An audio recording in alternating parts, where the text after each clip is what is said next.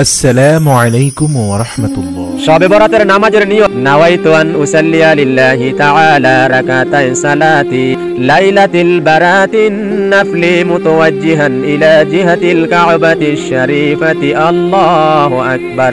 আর বাংলায় নিয়ত করলে এভাবে করতে পারেন, শবে বরাতের 2 রাকাত নফল নামাজ কিবলামুখী হয়ে আমি আদায় করতেছি, আল্লাহু আকবার। শবে বরাতে কোনো ব্যক্তি যদি 12 রাকাত নফল নামাজ পড়ে, প্রত্যেক নামাজের সূরা ফাতিহার সাথে সূরা ইখলাস 10 বার পাঠ করে এবং নামাজ শেষ করে আল্লাহ তাআলার কাছে তার গুনাহের কথা স্মরণ করে ক্ষমা চায়, আল্লাহ পাক তার তামাম জিন্দেগীর সমস্ত গুনাহ ক্ষমা করে দিবেন এবং গুনার পরিবর্তে তার আমলনামায় নেকি দিয়ে পূর্ণ করে দিবেন।